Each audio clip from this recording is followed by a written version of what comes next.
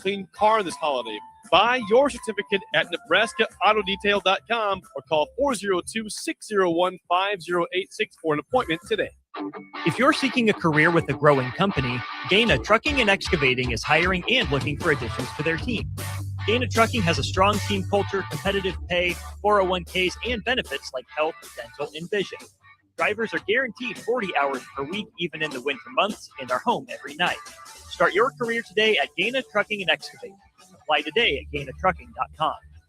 Ready, set, Ford just announced 0% for 66 months with approved credit on all 2025 Ford F-150s at Zollner, Fort Beatrice. Save thousands in finance charges. If your current pickup loan's 4, 5, 6% or more, trade in today and receive 0% for up to 66 months on a brand new 2025 Ford F-150 of your choice at Zollner, Fort Beatrice, Nebraska's volume dealer with the hometown service you expect.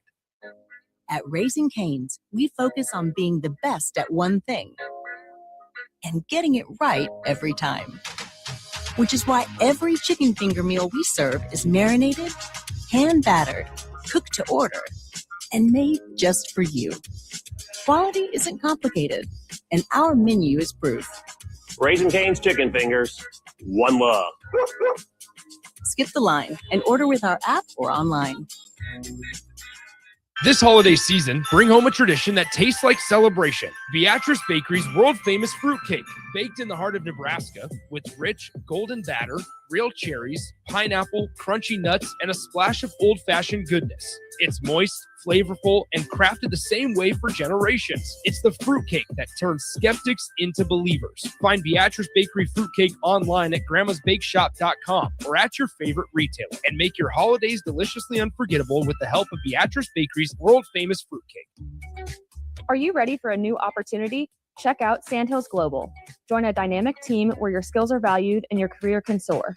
We offer full-time positions with a 4.5-day work week, competitive pay, excellent benefits, and a positive work environment. From IT and marketing to sales and finance, we're looking for talented individuals just like you. Apply today at sandhills.jobs and take the first step towards an exciting future. That's sandhills.jobs. Don't wait, apply now. Live from the heart of Lincoln, America, welcome to Ticket Weeknights on 93.7 The Ticket and theticketfm.com. That's right. Welcome in. It is Ticket Weeknights, kicking off here on a Monday evening the same way we always do. It is the Husker Football Hour here, 93.7 The Ticket and theticketfm.com. I'm Austin Norman, joined as always on our Allo Fiber VIP line by the lead sports columnist for the Omaha World Herald. That is Mr. Tom Shatel. Tom, good evening to you. Heck of a basketball game we witnessed last night. Plenty more to talk about on that. But hey, Nebraska takes down North Dakota, and the Huskers, number 13 in the AP poll. Did you think that this would be the Nebraska team ranked this high in the AP poll heading into 2026? Well, I got to be honest with you, Austin. I don't pay attention to the AP poll. I voted in it one year, and I gave up because it's too impossible. The year I voted in it was 87, and there wasn't any internet. It was harder than hell to keep up with all the games every week and try to figure out who won and who lost. You know, nowadays they make it easy for us. You bypass the AP poll and go right to the net. The NCAA net ranking, it updates itself every day based on the games that are played that night.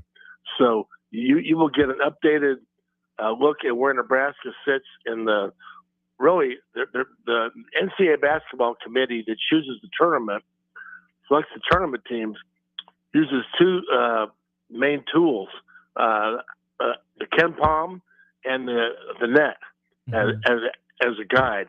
The AP poll is not part of any conversation. They don't care. So if you want to, I'm not telling people they shouldn't get excited, but I believe that Nebraska's net is higher than 13.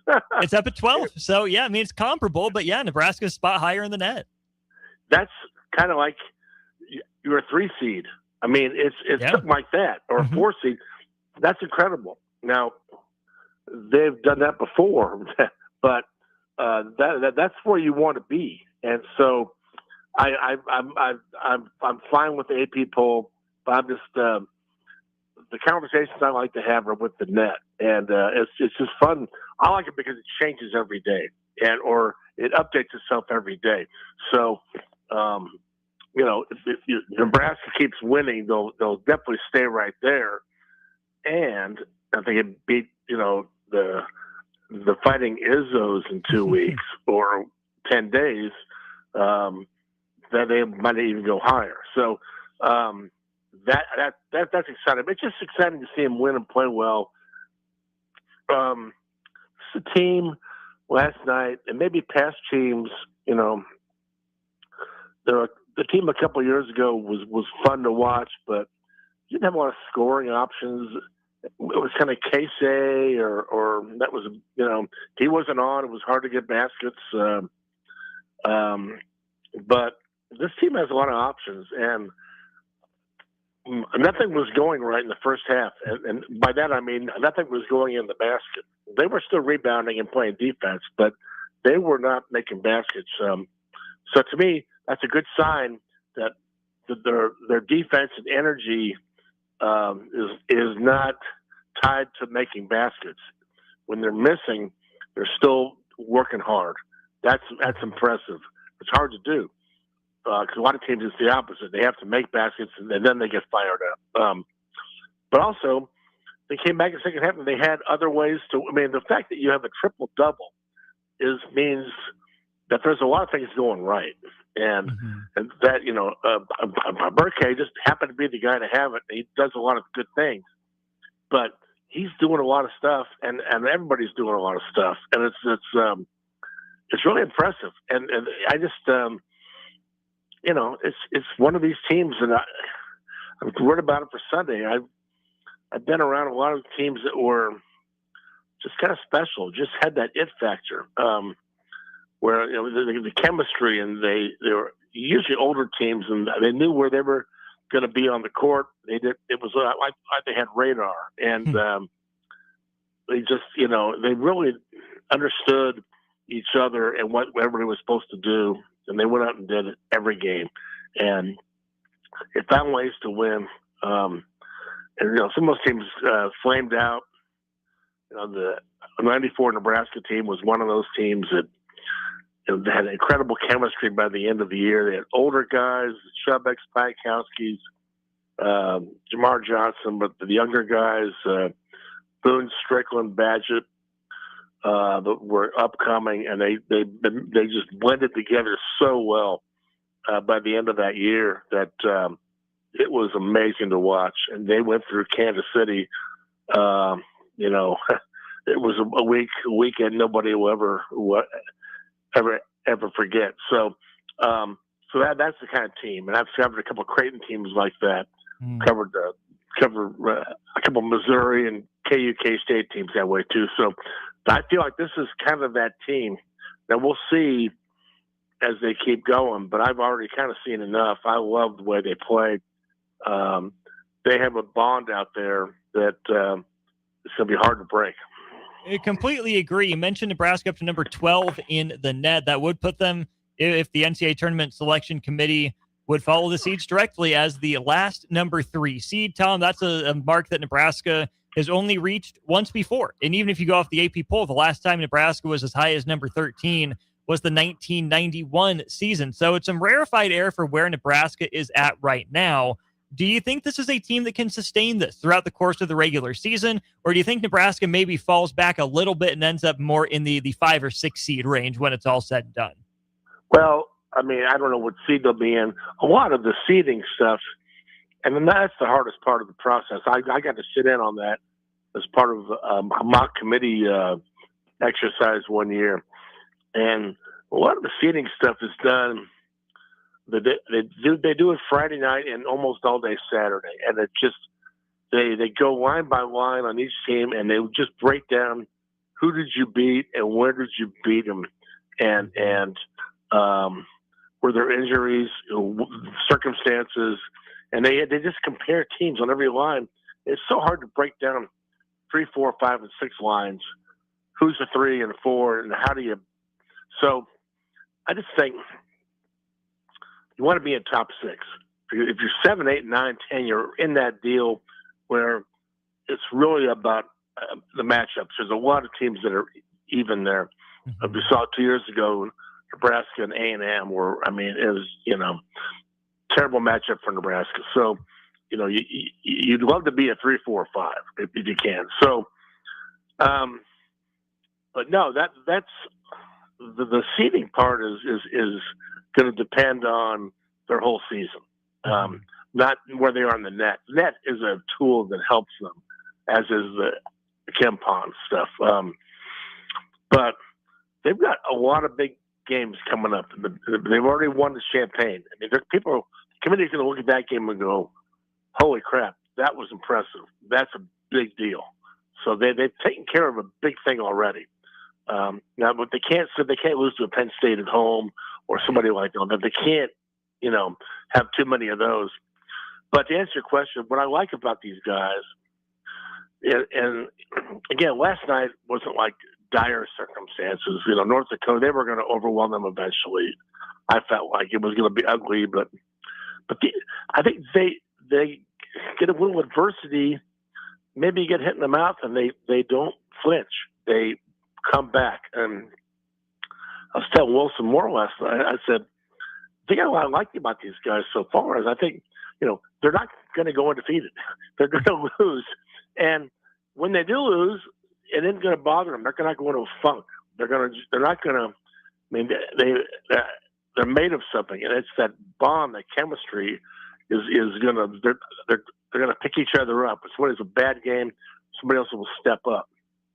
And I really feel like this is going to be their strength. Is the character of this team is going to, whatever they face, they're going to be able to handle it. Last year's team, 17-14 in the regular season, Tom, but of those 14 losses, 11 of them came across 2 extended losing streaks. One that stretched 6 games, which is 3 weeks. Another one that was 5, which is about 2.5 weeks in the Big Ten. Right. And they, for whatever reason, didn't, I would call it a collapse, but down the stretch, man, they were in they were on the NCAA bubble. All they had to do was come through, and they didn't come through, and they ended up in the Crown, and they got hot, and they had a chemistry there, but it came out in Las Vegas, and so, but there were times when I felt like it was sort of a Bryce and Juwan show, and everybody else kind of followed last year. And I think this is more of I think Sam Hoiberg's a leader, but I think Sanford's a leader. Obviously, Rank is a leader. I think there's a lot of leaders on this team. I think they don't have to be scoring 35 points to, get their point across. I think there's a lot of ways to win. So, and what I like about them is they're last night they couldn't get anything. They kept shooting. They're going to be relentless. And they kept trying to backdoor them. The Ranks out there trying to find a cutter, but that the defense and the rebounding. These guys rebound. That's huge. I mean, there have been some teams in Nebraska recently that didn't do that. These guys, the Hoiberg era has had 2 different looks, and I like this look a lot, where these guys are working their tails off and they're rebounding and doing the little things, and it's a lot of fun. It sure is, and fans are responding to it. Tom, I think this is a good pivot point. I've been to my fair share of these kind of Christmas break games. Fred Hoiberg called this maybe a getaway game in New Hampshire as well, coming up on the 30th. That'll probably be the get-back game, obviously, with Michigan State around the corner, but that's the most full I've seen Pinnacle Bank Arena for a Christmas break game in a long time. Even when Nebraska wasn't playing well, I never sensed an angry crowd or a nervous crowd. It was the crowd that I think was waiting for a breakthrough. Certainly didn't have the crowd pops like when Nebraska was putting it on Wisconsin really for the last 35, 34 minutes of that game. But this is a fan base that has responded incredibly well to having 2 good basketball programs in the building, with both the men's and women's teams being undefeated. But I think especially on the men's side, Tom, this is a program that is making its case to get up into at least the middle of the Big Ten when it comes to investment and expenditures. And it's a program that I think has earned the benefit of the doubt to maybe get a little bit more financial support, because you see how fans rally behind it. And Fred Hoiberg's been doing more with less for a few years now. That's a great point. I think you say is true. They have to earn it. They aren't there yet. They're not by a long shot. They got to keep going. And right now, Fred owns Lincoln. Okay, and when he showed up in 2019, way back when, I was thinking, okay, this is a transformational hire, in that he's going to be the guy. He's an icon in Iowa State. He's an NBA coach. He look at him and he just loses credibility, and he's a big time guy that people are going to pay attention to. And in the past, Nebraska's hired these the mid-major guys who came up to the plate and they took their shot. And this is a guy that came here, I think he's going to turn the state on basketball. I didn't want to use the Bob Devaney comparison because there's only one Devaney and one football. But this is the guy who's going to get people interested in Nebraska basketball, or people are going to be wearing not just Nebraska shirts around the state and in Omaha, but Nebraska basketball shirts. And so we aren't there yet. Not there. We don't see those in Omaha. They're very rare still. Nebraska basketball is a very low profile in Omaha. It needs to, I believe it's sort of something that's just kind of under the surface, waiting to explode. And I think going to the tournament, winning, that will get this thing to where it's around the state.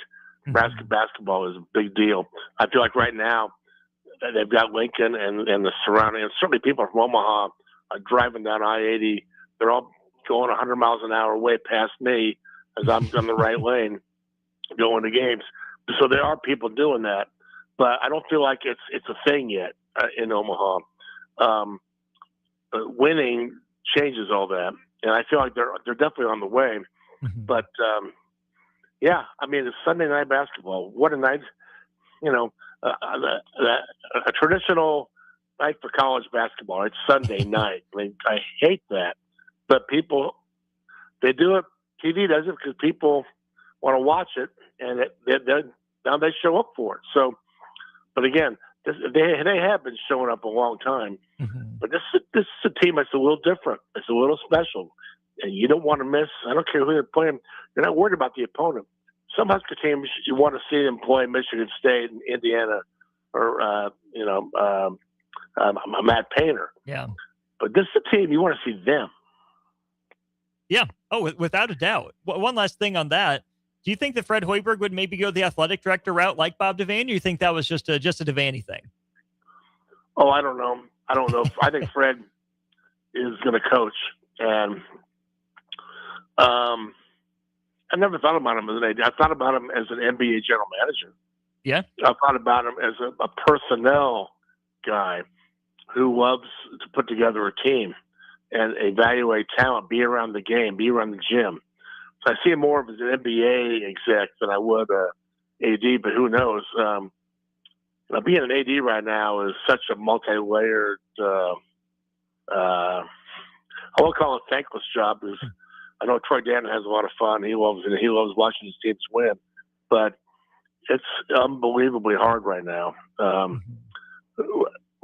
with revenue sharing and having to keep up, putting the collectives in-house and making sure there's enough money for all this stuff and buildings. And yeah, I don't know if that's Fred's, I don't ever probably see that happening, but let me tell you something. If he wins a couple games in the tournament, gets them to a Sweet 16, which he could, they're going to be good enough to do that at some point, maybe this year. He'll be able to call his shot. He's not the mayor in Nebraska. The mayor is in Ames. He can be something else. Maybe he can be the governor. I guess that's Jordan Larson. We'll find a title for him.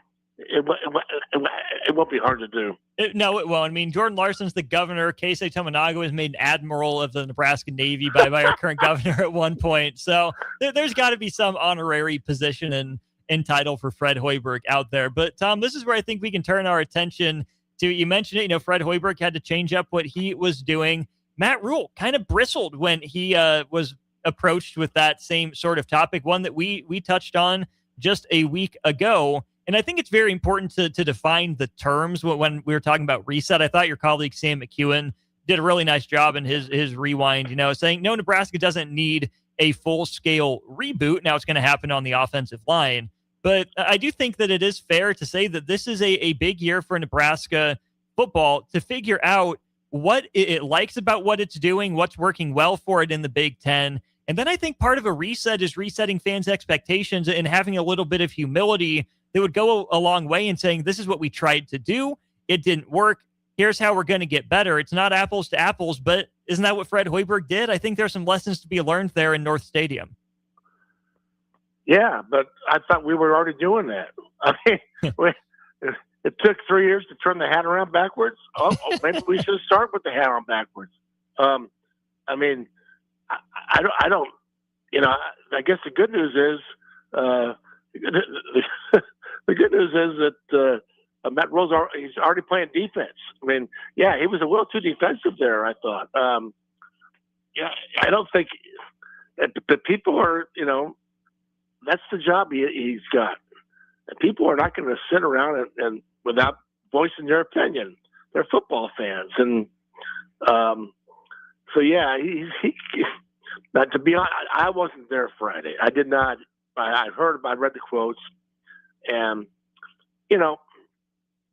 people don't want to hear how bad it was. And we all, certainly, those of us close to the program, people who follow Husker football, know what he inherited. Mm-hmm. Everybody, and he also got a slow or a late start because he wasn't coming out of college football. He didn't have a college staff already assembled.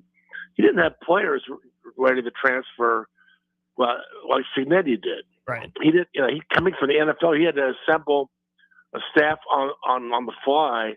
That we talked about this before. That was going to help him set up his program. Mm-hmm. And those weren't necessarily going to be the guys who were going to coach the players in 2-3 years when it was time to start winning. So he's had to. I just feel like this idea that now we're serious. Now we're developed. Now we're going to be physical. That should have been, they were on schedule, but this year knocked them off schedule a little bit. It did. We're still getting blown out. We're still getting games where they come out flat, or they look like Minnesota. They were flat. They didn't play hard. They didn't look like they played hard. They didn't hit hard. Penn State, they get flattened. Iowa runs up 40 at home. The stadium's empty. I mean, these are horror movie scenes that we've seen many times. He was hired to get rid of them, and we're still recurring in year 3. So I don't know if it's a reset. I mean, I think there needs to be a reminder that this is what you were hired to avoid these things, and they're still happening. So the culture is not set. It's not. We've seen it up close this year. Now at times it was. You're coming from behind to beat Maryland, Michigan State, Northwestern. These are games maybe you shouldn't have had to be behind, but you were. So regardless, give them credit for hanging in there and coming from behind to win those games. I just think it's the offense needs to be reset. It needs to be reevaluated. Okay, what do you want to do? Who are you? Mm-hmm. What do you want to be? And so he didn't need to bristle about stuff. He needs just. And maybe the question was I didn't hear the question, but they do need to evaluate where they are on offense, and this is a perfect time to do it. My take: no more celebrity quarterbacks, no more $3 billion quarterbacks. Go get some guys who are going to be able to run the ball for a first down, and some guys with a chip on their shoulder. I don't know. I just feel like this is a good time to say, okay, who are we? Now, again, we should have known that already. What have we been doing for 3 years? So, but I understand if it was a mess, you had to clean up the mess. But Matt Rule's been in practice every day the last 3 years. I mean, he's been coaching. So it's not like he has to start coaching. He's been coaching. So I looked at it like he's trying to maybe paint a picture or a scene where, okay, now here we go. Now it starts. Well, people don't want it. People say, what have you been doing? So I think one of the problems was, he whiffed on the defensive coordinator a year ago. He just hired the wrong guy. And John Butler certainly knows a lot of defense, and certainly he's probably better off in the NFL. But they need to get a guy who's going to motivate him and avoid those kind of games. But also the offensive line situation, I don't know what happened that he suddenly decided that he needed to do it now. I mean, did he give Donovan Royal? Did suddenly things go so bad? I mean, I don't know if that was. I mean, he kept him, and then he kept keeping him, and we just okay. So maybe did that take too long? I don't know. What I know is Nebraska. You could talk about progress only so long, and I'm a guy that'll say, I think Matt Rule, if he keeps making progress or keeps winning, keeps going to bowl games, give him 5, 6, 7 years. Eventually. But here's the deal: eventually, we stop talking about progress. It's about results. So, a tough schedule next year. Well, it's not tough if Nebraska's better. It's not. They talk about easy schedule this past year. Well, Nebraska wasn't really up to.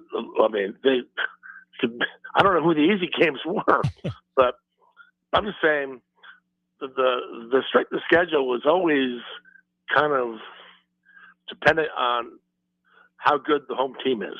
And so I'm excited. Get the quarterback in there. Maybe it's TJ Lateef. Maybe it is somebody else. Offensive line working as a group and doing stuff that they should be doing, including staying healthy. And the defense. Get the defense going and we're doing what it should be doing. And yeah, you need dudes, you need big timers, but you can coach guys up and they can play like big timers too. So it's a reset in the fact that the defense and offensive line are going to be reset. But I do agree with them. I think they're still on track. 2 straight bowl games should not be dismissed. 2 winning seasons, haven't had them. This is good stuff. Let's keep doing this. Were there letdowns? Yes. But anyway. Yeah, no, I mean, Nebraska's still on the balance beam. Haven't maybe held their footing perfectly the entire time, but they haven't necessarily been knocked entirely off the beam either as well. Let's take our first break here. A couple more things to hit on in the next half an hour. This is the Husker Football Hour. I'm Austin Norman, the voice you hear on the phone. Tom Shatel of the Omaha World Herald. We'll be back with Tom next here on The Ticket. Bagels and Joe is the perfect place for breakfast or lunch in December. Try one of their delicious breakfast sandwiches or grilled breakfast burritos. Don't forget to snag a gift card for stocking stuffers and bring your family in from out of town. With 4 locations in Lincoln and 1 in Seward, Bagels and Joe. At Fairway Meat Market, you're family, and as part of the family, they want to save you money on your meat and groceries. Now through December 14th, enjoy USDA Choice 8-ounce New York strips, $6.99 each, 85% lean ground beef, $4.98 per pound, all natural boneless chicken breasts, $2.48 per pound, and holiday gift boxes are available for $50. That's all at Fairway Meat Market in the Rockledge Square Shopping Center, just south of 84th and Van Dorn. Rashawn Jackson here for Bauer Infrastructure, a veteran-owned local company proudly serving Lincoln, Lancaster County, and the surrounding areas. Bauer provides quality work at an affordable price, and they're growing rapidly. If you want to experience a career with a fast-paced, family-friendly environment, visit BauerInfrastructure.com. They have top-of-the-line benefits, year-round work, even through the winter. Bauer, usher in the new era of infrastructure to an area near you. And as always, go Big Red! Hungry for something real? Come to HF Crave, Lincoln's favorite spot for burgers that are anything but basic. Locally sourced Nebraska beef, hand-cut fries, and bold flavors that'll make your taste buds cheer. Whether you're craving the classics or ready to try something wild, they've got the burger that gets you. HF Crave. Fresh, local, craveable. Find them at 48th and Holdred or order online at hfcrave.com. For remote starters, audio upgrades, and more, there's only one place to go. Auto Sounds of Lincoln at 48th and O. Concrete Industries has immediate job openings for precast production laborers and maintenance technicians. Concrete Industries offers great pay, health benefits, 401k, a wellness program, holidays, and paid time off. Apply today to earn a starting pay of $21.50 per hour plus a $1,500 hiring bonus. Concrete Industries is hiring all experience levels and offers on-the-job training. Start your career today as a precast production laborer or maintenance technician. Visit concreteindustries.com. Don't be fooled by the typical holiday ads this year. A new car for your significant other is a dream, but not a likely reality. Why not upgrade the current car you have with a detail? This year's hot item is a gift certificate from Nebraska Auto Detail to make your car look and smell fully refreshed again. We all have clutter and we all make messes, but it doesn't have to stay like that. Give the gift of a clean car this holiday. Buy your certificate at NebraskaAutoDetail.com or call 402-601-5086 for an appointment today. If you're seeking a career with a growing company, Gaina Trucking and Excavating is hiring and looking for additions to their team. Gaina Trucking has a strong team culture, competitive pay, 401ks, and benefits like health, dental, and vision. Drivers are guaranteed 40 hours per week, even in the winter months, and are home every night. Start your career today at Gaina Trucking and Excavating. Apply today at GainaTrucking.com. Ready, set, forward. Just announced 0% for 66 months with approved credit on all 2025 Ford F-150s at Zollner, Fort Beatrice. Save thousands in finance charges. If your current pickup loan's 4, 5, 6% or more, trade in today and receive 0% for up to 66 months on a brand new 2025 Ford F-150 of your choice at Zollner, Fort Beatrice, Nebraska's volume dealer with the hometown service you expect. At Raising Cane's, we focus on being the best at one thing and getting it right every time. Which is why every chicken finger meal we serve is marinated, hand-battered, cooked to order, and made just for you. Quality isn't complicated, and our menu is proof. Raising Cane's chicken fingers. One love. Skip the line and order with our app or online. Back to the Ticket weeknights on 93.7 The Ticket and theticketfm.com. That's right, Ticket weeknights here on a Monday. Austin Orman here on the Husker Football Hour, joined on our Aloe Fiber VIP line by Tom Shatel of the Omaha World Herald. Tom, in your last answer, you talked about Nebraska needing to know who it is, needing to know what it's about. And I think that's always important for a program to be honest in its evaluations. Not just, do we think we can be good enough? Do we think this player can make it? Do we think what we're doing is going to work? No, it's more black and white than that. Is it working? Will it work? And yes, some of that takes some projection, but now more than ever, whether it's a reset or not, however you want to define it, there's no time like the present for Nebraska's coaches and administration to be honest with itself and not wishcast where Nebraska wants to be, but be honest about where Nebraska is actually at. That's the only way anything's ever going to get any better. Well, this is a reset in We're regrouping, but it's time to. I mean, they're bringing in a new defensive coordinator because they weren't doing it the way they want to do it. So they're resetting the way they play defense. They're resetting the way they play offensive line, and a lot of this has to do with resetting how if they're playing physical, they're not playing physically enough. So yeah, there's a lot of reset going on. That's okay.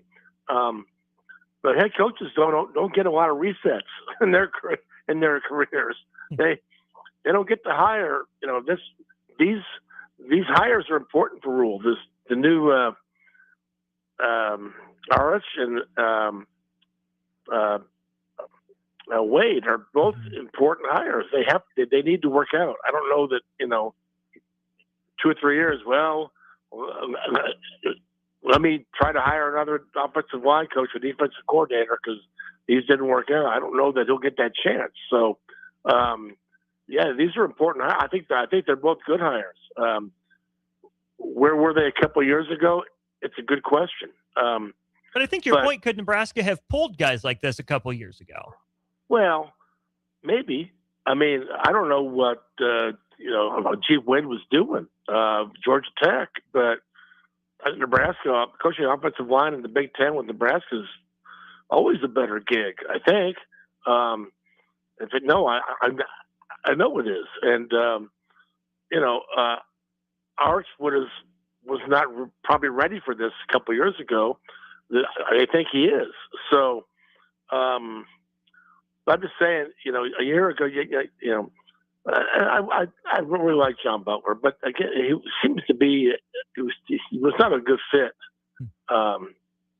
in college football for a defensive coordinator, and so there's just too many things happened this year. I really felt like he was all about NFL guys are about scheme and disguising coverages and trying to fool the opponent. Fool the offense in some way. That's really it just seemed like such an NFL thing to me. College is more, especially Big Ten football, is line up, mano a mano, and see who's going to win, and that's kind of how that has to be. So the better team, Indiana does that so well. Oregon does that so well. I mean, Iowa does that so well. So that's where they need to get. So. Where was this a year ago? It's kind of a moot point. We can't go back and change anything. It's here now. So, also this is a reset. However you slice it, in how they're playing football, because it wasn't good enough. So he made a couple of big changes, and he wants to play football this way. So. This is what he said 3 years ago, too. He's saying the same thing. And now he's getting more involved. Well, like some of that is to keep the people happy. But the way to keep the people happy is to win. So if all these things happen and make them play better and beat Minnesota, beat Iowa, next year, why can't you beat Indiana at home? Why not? Why can't you go beat Illinois and Champaign, or go beat Iowa and Iowa City? Could you beat Oregon? Seems like a tall task, but Nebraska year 4 needs to be at a much better place to be able to do that.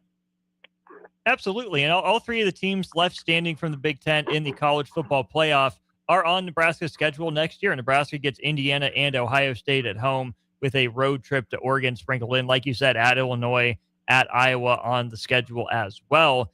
It's a fascinating year for Nebraska next year. To me, Tom, I think anything Nebraska is able to accomplish next year is almost gravy, as long as it portends well for the future 2027 and beyond. There's no punting on a year. Nebraska certainly needs to look better, but I think Nebraska could play better football next year and still end up with a worse record. But then if that's going to be the case, it's got to show with a big year in 2027. Yeah, I hear you. I think I look for, and it's hard to do this these days with the portal, but I almost see this as sort of like a 3-year stretch. Sure. where you can play toward 27 and 28. You know what I mean? Mm-hmm. But just get this thing where the defense and the O-line are, where you want them, and get that thing going. And then it seems to me that there are a lot of good recruits coming in the next couple of years. I think the worst thing Nebraska can do, Nebraska fans, Nebraska media, I can't tell anybody what to do. I can barely do it myself, but is start talking about hot seats and job changes and, after next season. Nebraska can't be a 4-and-out job. It can't be. At some point, you got to stick with things and let them grow. And my younger self just passed out from the fact that I'm saying these things, but it's true. I mean, I've learned the hard way over these last 20 years that Nebraska football, there's no entitlement. You don't win 9 or 10 games just because your name is Nebraska. It doesn't work that way. And so, you got to be smart. You got to be patient and let things grow. So, but it's up to the head man with a backwards hat to feed them. Give the people, better results. Again, progress is now called results. So there need to be, and I understand, I agree with you. If it's 6-6 or 7-5 next year, everybody will start losing their mind. But I think we look at this thing as a 3-year period. I think that would be smart.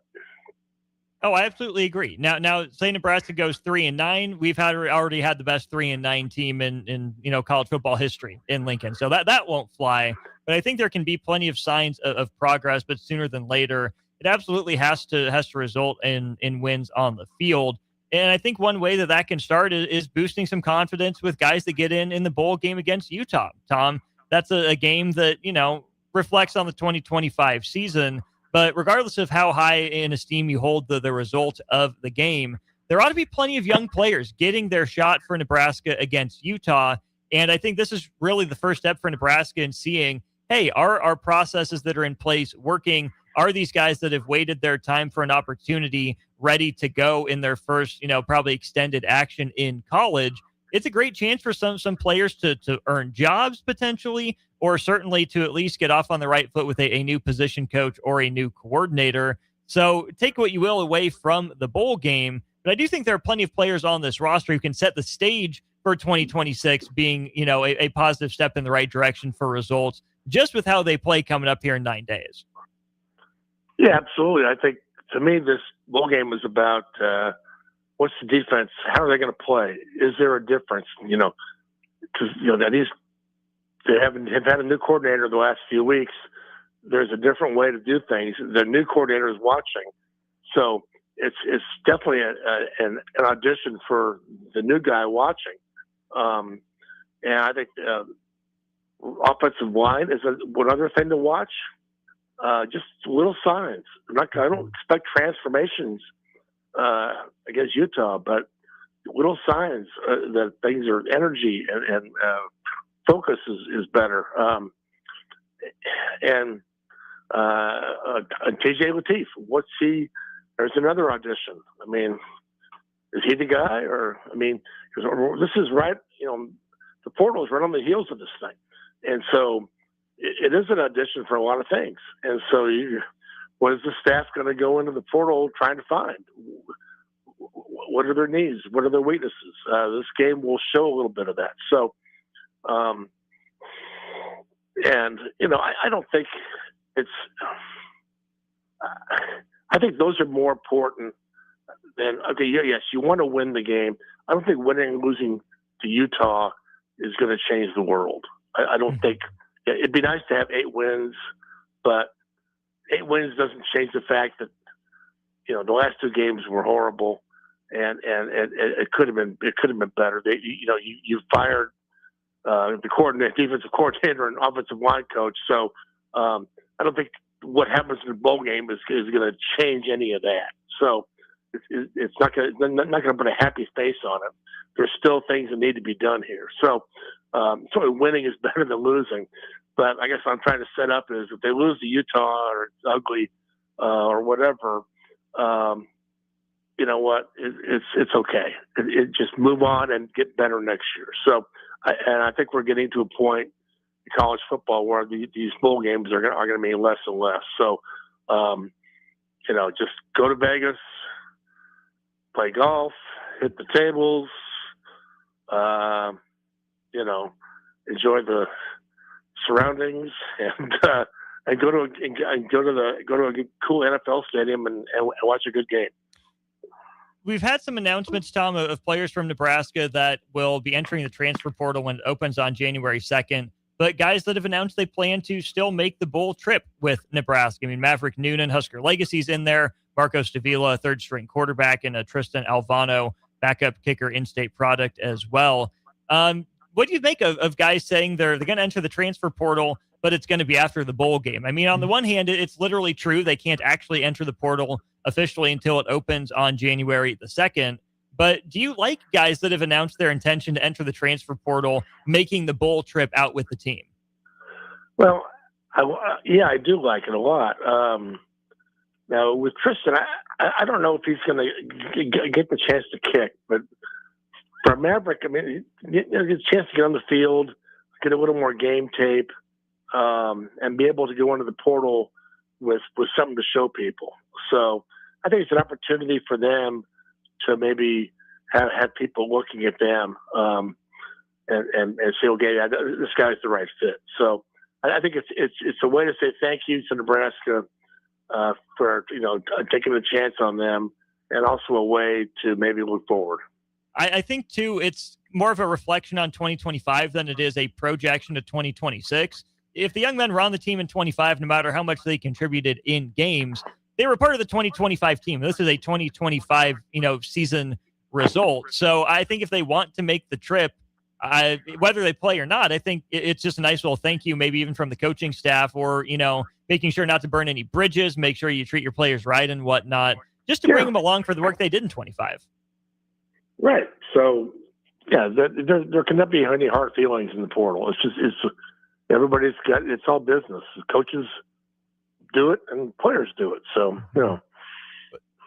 Speaking of all business, Tom, the college football playoff really got down to business over the weekend, and part of it is the big business. A lot of being made of the blowout losses by the group of 5 teams in James Madison getting beat by Oregon and Tulane getting beat by Ole Miss. What do you make of the discourse surrounding how the first round went for the group of 5 teams and the highly favored 5 and 6 seeds in Oregon and Ole Miss that knocked them out of the college football playoff in the opening round? Well, real quick. College football, and I made this mistake, college football is not college basketball. College football cannot have the NCAA tournament. They're two different animals completely. There's two different sports completely.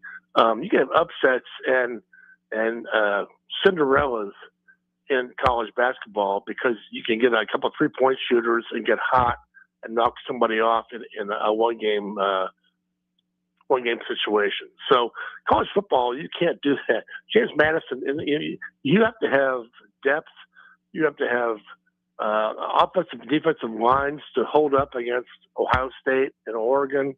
And these guys just aren't going to ever have that. They're never going to have that.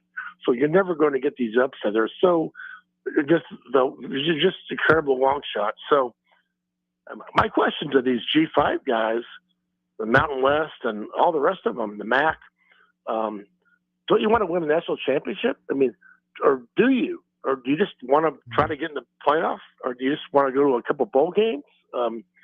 What do you want to do? Because I think they should have a national championship, for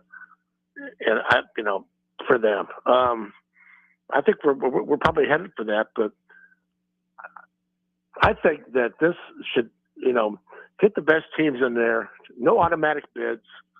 I've changed my mind on that. I don't think we need to have automatics. Although conference championships, I get it, but just get the best teams in there and let the G5 have a spot if they earn it. I completely think that this year's field would have been fine. Very few complaints if you'd have subbed out James Madison with Notre Dame. So fair enough. Fair enough, you know Tom. what I mean? Yeah, I forgot I had to let you go. I'm sorry. I was enjoying our conversation. Thanks for staying those few extra minutes. Enjoy the rest of your night, Tom. We'll catch up again soon. Have a very Merry Christmas to you and yours. See you next week. Thanks. Absolutely. Bye. That's Tom Shatel of the Omaha World Herald with us. Really did forget that Tom had some commitments. So sorry to keep him a few extra minutes. We'll go to break, wrap up the Husker football hour next on the ticket.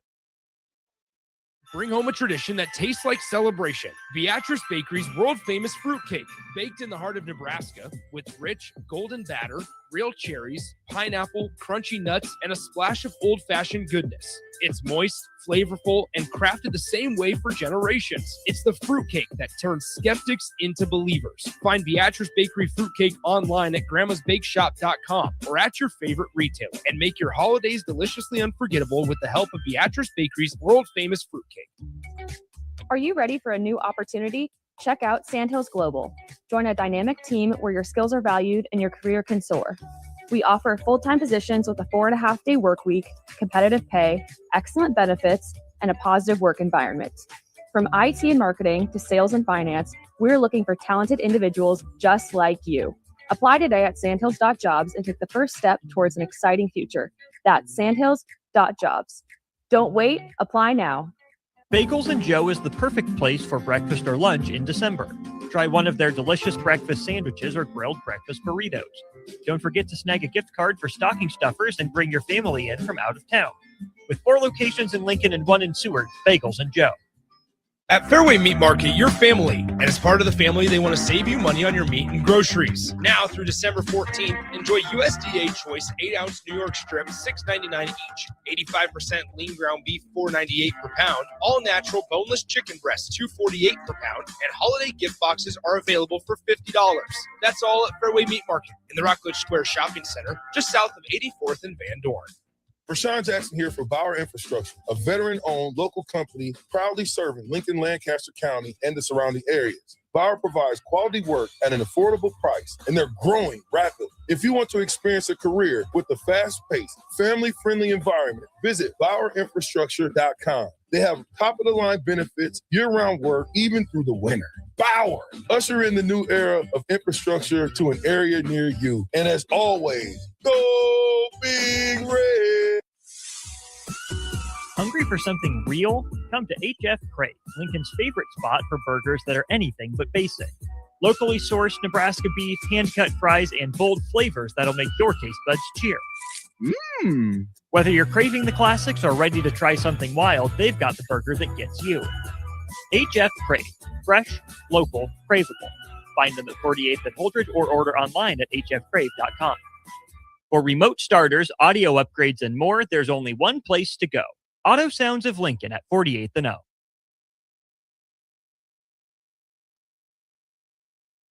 We've all been there. You're listening to the radio. Back to the Ticket weeknights on 93.7 The Ticket and theticketfm.com.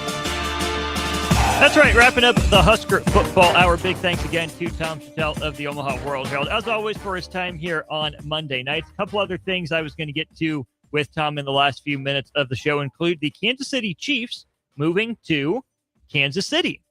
That's right, no more confusing the Chiefs for playing in Kansas City, Kansas, because guess what? They will. They're moving out of Kansas City, Missouri. It was announced today. A new stadium with a dome will end up being built in Kansas City, Kansas. Tom did have some thoughts on this. He said it's a smart move to an area of commercial growth with highway access. Now build it big enough and with a roof to get a Super Bowl and Final Fours, and please call it Lamar Hunt Stadium. So the Royals still exploring a move to downtown Kansas City, Missouri, but the Chiefs are now another team that has made the exodus out of the state of Missouri. Now, it's not going very far, right? It's not like the St. Louis Cardinals moving down to Arizona. It's not like the St. Louis Rams moving out to Los Angeles. It's just across the border, but it is now the third NFL team Missouri has lost on top of losing an NBA franchise as well. So the Royals and the Cardinals, the last bastions of pro sports really in Missouri. Curious to see how that move goes for the Chiefs, how it impacts things for the Royals and what they decide to do when Arrowhead Stadium gets torn down. No, they won't just uproot it and move it across the river. It is actually going to turn into a new stadium with a dome. Interesting to see how it'll work, too. The T-Mobile Center in Kansas City was the site, of course, for the Volleyball National Championship, has been a few times, has been the home of the Big 12 basketball championships for a while, and certainly I think would be a willing and able host of NCAA regionals in basketball for sure. But will there be some competition with more seating if the new dome and arena going in as part of the Chiefs' home stadium in Kansas City, Kansas? Curious to see how that impacts things. Then the other thing that would impact Tom, proud Missouri grad Tom Shatel, is in St. Louis. It's Missouri and Illinois in the bragging rights game. Fighting Illini favored by 8.5 in this one. Fun back and forth series. Missouri enters at 10-2, Illinois at 8-3. The anti-rest of the Big Ten person in me and the pro Tom Shatel person in me is rooting for Missouri to pull this one off. But I do think for Husker fans, for that Illinois win to continue to age well, an Illini win would probably be better from the Husker standpoint in this one. That'll do it for me here on the Husker Football Hour. Big thanks again to Tom Shatel, sticking around a few extra minutes that I didn't necessarily mean to keep him. Was enjoying the conversation. The Monday Night Football's on the radio, but we have All In with Husker Wrestling coming up next. It's Ridge Levitt and Caleb Smith, only here, 93.7 The Ticket and theticketfm.com. Concrete Industries has immediate job openings for precast production laborers and maintenance technicians. Concrete Industries offers